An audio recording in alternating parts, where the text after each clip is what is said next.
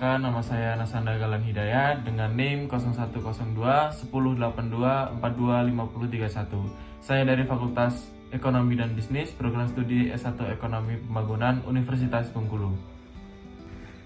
Oke Bu, jadi di sini saya akan memaparkan dan menjelaskan tugas paper saya dan olahan data yang sudah saya kerjakan dengan judul Analisis Tingkat Pendapatan Pekerja Informal dan tingkat pengangguran terhadap tingkat kemiskinan di 5 kabupaten Provinsi Kalimantan Timur dengan menggunakan metode multivariat dengan menggunakan model regresi berganda. Oke, jadi di sini saya akan memaparkan dan menjelaskan ini adalah paper saya dengan judul Analisis Pengaruh Pendapatan Pekerja Informal dan Tingkat Pengangguran Terhadap Kemiskinan 5 Kabupaten di Provinsi Kalimantan Timur menggunakan metode multivariat dengan model regresi berganda. Jadi yang saya ambil di sini adalah 5 kabupaten dari data BPS dari tahun 2019 sampai 2023.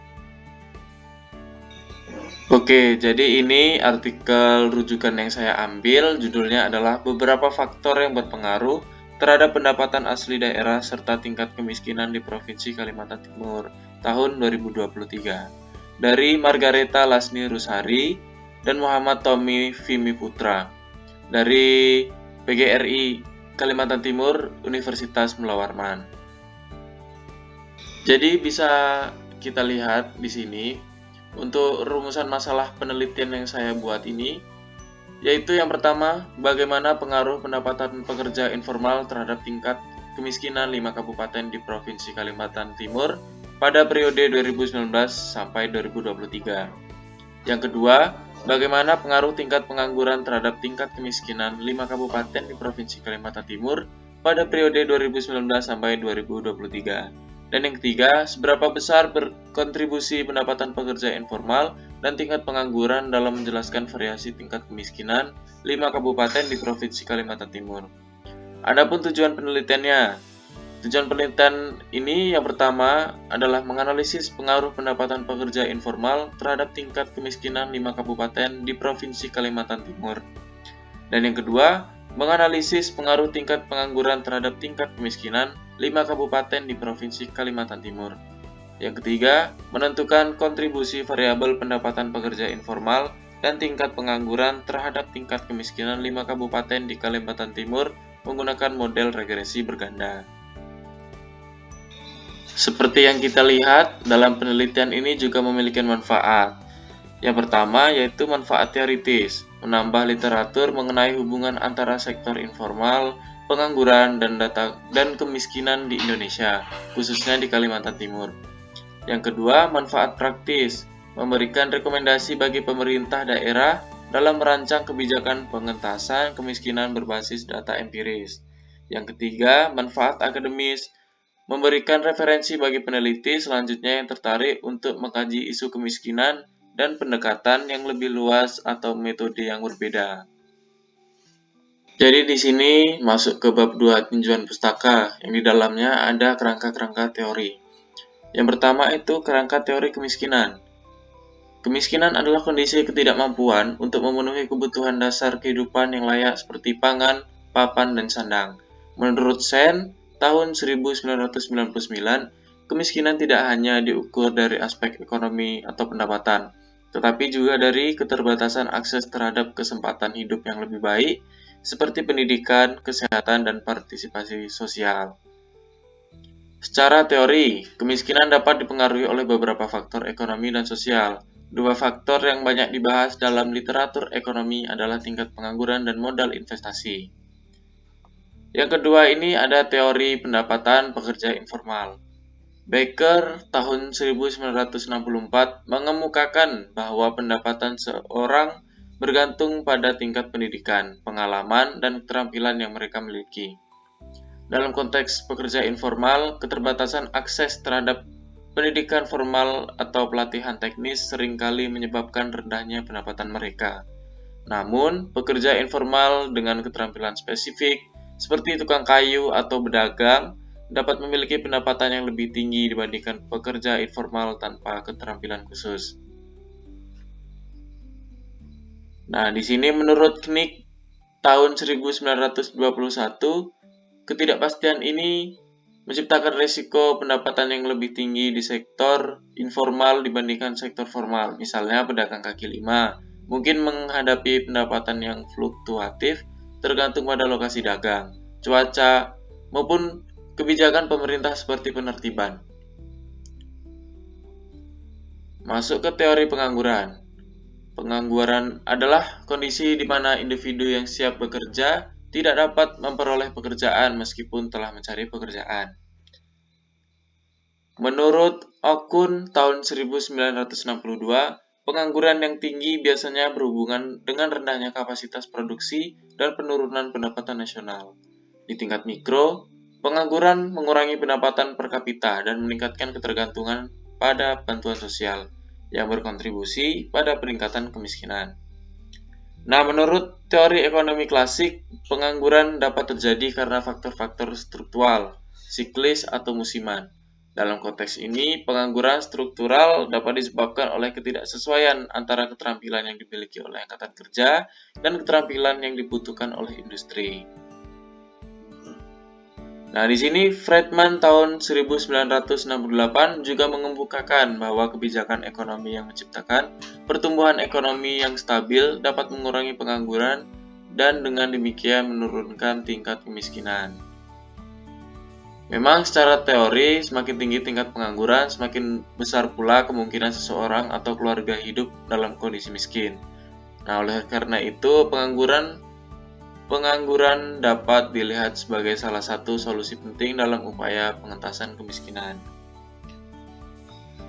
Nah, saya di sini menggunakan model regresi berganda dalam analisis kemiskinan. Jadi, regresi berganda adalah teknik analisis statistik yang digunakan untuk menguji hubungan antara satu variabel dependen, yaitu kemiskinan, dengan dua atau lebih variabel independen, yaitu pendapatan pekerja informal dan tingkat pengangguran. Nah, dalam penelitian ini, model regresi berganda digunakan untuk mengidentifikasi sejauh mana model investasi dan tingkat pengangguran berpengaruh terhadap tingkat kemiskinan di Provinsi Kalimantan Timur. Nah, untuk secara matematis, rumusnya dalam model regresi berganda itu Y sama dengan A plus B1 X1 plus B2 X2. Nah, di mana Y adalah variabel terkait, A adalah konstanta, B1 maupun B2 adalah koefisien regresi, X1, X2 adalah variabel bebas. Jadi bisa kita lihat di sini model penelitian. Dalam penelitian ini, model yang digunakan untuk menguji pengaruh model investasi dan tingkat pengangguran terhadap kemiskinan di Provinsi Kalimantan Timur adalah model regresi berganda variabel independen. Dalam model ini terdiri dari yang pertama itu pendapatan pekerja informal, X1, dihitung berdasarkan jumlah investasi yang masuk ke 5 kabupaten tadi di Provinsi Kalimantan Timur dalam periode tahun 2019 sampai 2023. Nah, dalam bentuknya nilai nominal. Yang kedua itu tingkat pengangguran, X2, dihitung sebagai presentasi jumlah pengangguran terhadap jumlah angkatan kerja di 5 kabupaten di Provinsi Kalimantan Timur. Sedangkan variabel dependen dalam model ini adalah tingkat kemiskinan, atau Y, yang diukur dengan menggunakan presentasi jumlah penduduk miskin di Provinsi Kalimantan Timur pada tahun 2019 sampai 2023. Oke, masuk ke bab 3 metodologi penelitian. Di sini ada jenis data dan sumber data. Untuk data yang saya ambil itu dari BPS semua, dari 3 data itu. Untuk data yang pertama itu data tingkat kemiskinan. Dari 5 kabupaten yaitu Pasir, Kutai Barat, Kutai Kartanegara, Kutai Timur, dan Berau. Nah, saya ambil dari tahun 2019 sampai 2023.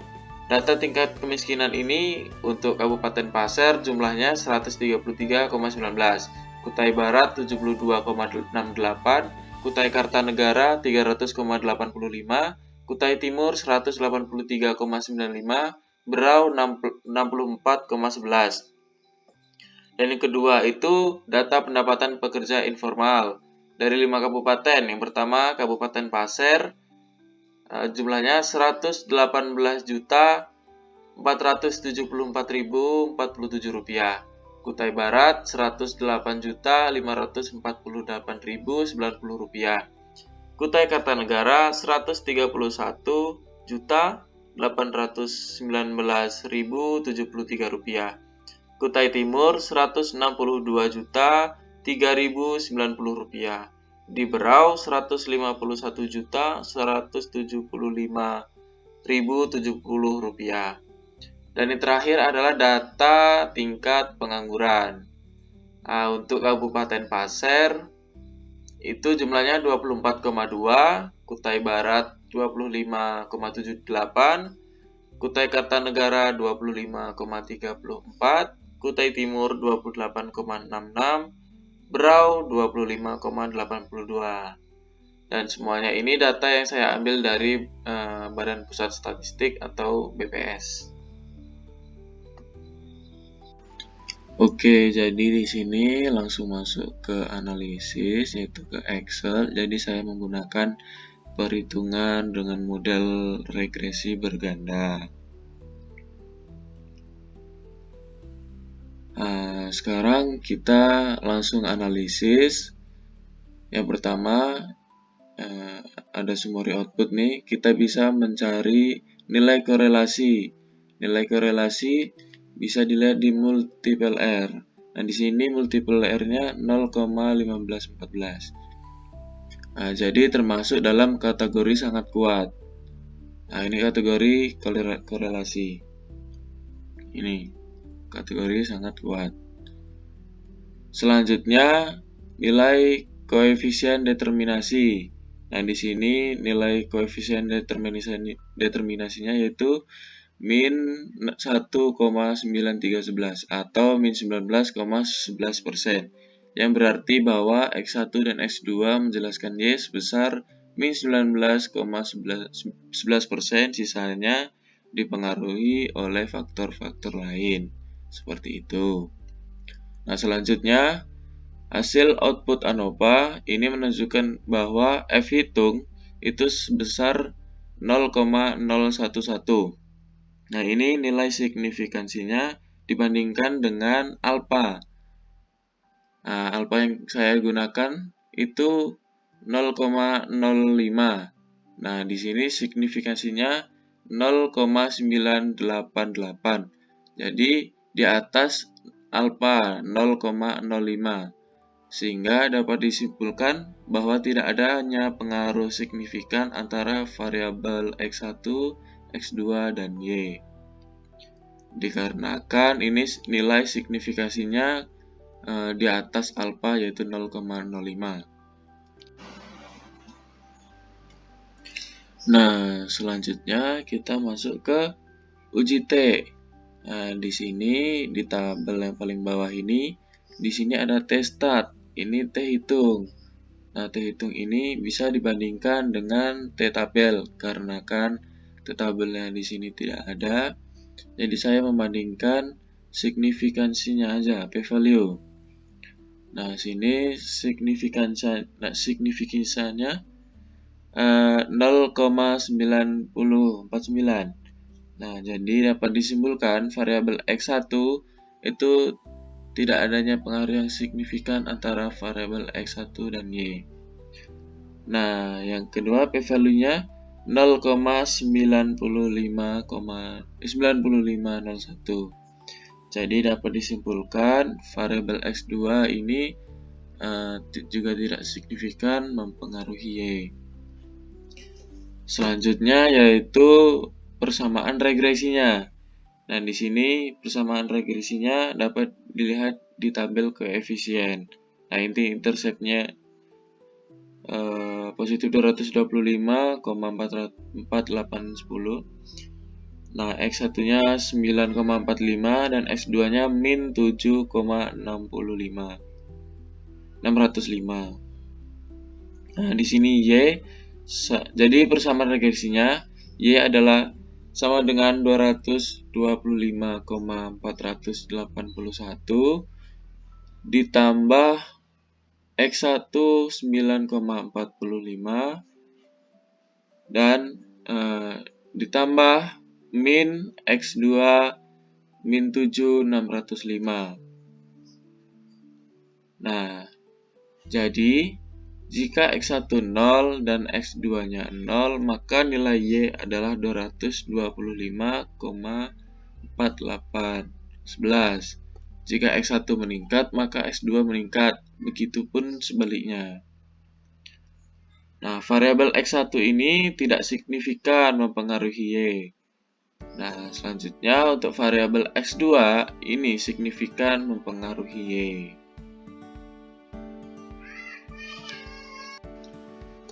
Nah, selanjutnya kita masuk ke hasil analisis. Jadi ini adalah hasil olahan yang di Excel tadi saya masukkan ke sini, Bu. Terus selanjutnya hasil analisis yang pertama adalah summary output. Multiple R, koefisien korelasi yang menunjukkan kekuatan dan arah hubungan antara variabel X dan Y, jadi X1 dan X2 tadi.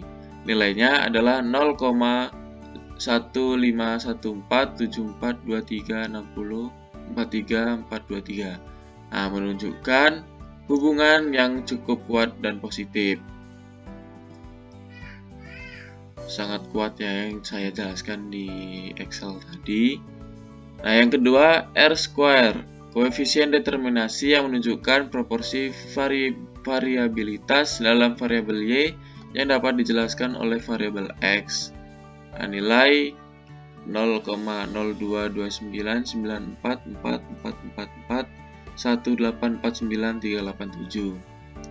Nah, yang ketiga, adjusted R-square atau nilai koefisien determinasi. Versi R-square yang disesuaikan dengan jumlah variabel prediktor dengan modal nilai min 1,93 116666 744518 yang berarti bahwa X1 dan X2 menjelaskan Y sebesar min 19,11%. Sisanya dipengaruhi oleh faktor-faktor lain. Standar error, estimasi rata-rata kesalahan antara nilai aktual Y dan nilai Y yang diprediksi oleh model. Selanjutnya ke tabel ANOVA, hasil analisisnya. Yang pertama adalah regresi, menunjukkan variabilitas dalam Y yang dapat dijelaskan oleh model regresi. Yang kedua, residual, menunjukkan variabilitas dalam Y yang tidak dapat dijelaskan oleh model regresi. Yang ketiga adalah total, jumlah dari variabilitas regresi dan residual. Yang keempat, F statistik, statistik uji yang digunakan untuk menguji apakah model regresi secara keseluruhan signifikan secara statistik. Nilai signifikansi yang besar itu 0,98 menunjukkan bahwa model regresi tidak ada pengaruh signifikan menjelaskan variabilitas dalam Y.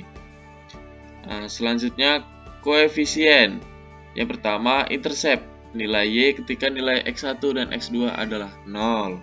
Yang kedua X1, koefisien regresi untuk variabel X nilai positif 9,4553. Yang X2 adalah koefisien regresi untuk variabel X nilai negatif min 7,60. Yang ketiga testat, statistik uji untuk menguji apakah koefisien regresi masing-masing variabel signifikan secara statistik. Yang keempat adalah p-value, nilai probabilitas yang terkait dengan statistik. Nilai signifikansi yang besar yaitu 0,949 untuk variabel X1 dan 0,9501 untuk variabel X2 menunjukkan bahwa koefisien regresi untuk variabel X1, X2 tidak berpengaruh signifikan secara statistik. Nah, dari pembahasan yang sudah saya olah dan saya paparkan di sini ada kesimpulan. Berdasarkan analisis di atas dapat disimpulkan bahwa yang pertama, terdapat hubungan linier yang tidak terlalu signifikan antara variabel X1, X2, dan Y. Yang kedua, sekitar 19,11% variabilitas dalam Y dapat dijelaskan oleh variabel X1 dan X2. Nah, yang ketiga, ketika nilai X1 dan X2 meningkat, berarti nilai Y cenderung menurun. Jadi, setelah dianalisis menggunakan metode multivariat dengan pendekatan regresi linear berganda, ternyata pendapatan pekerja informal dan tingkat pengangguran tidak ada pengaruh yang signifikan terhadap tingkat kemiskinan.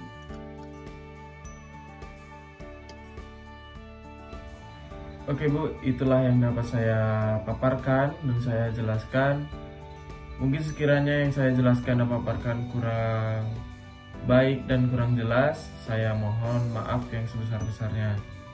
Saya akhiri, bila taufiq wal hidayah. Wassalamualaikum warahmatullahi wabarakatuh.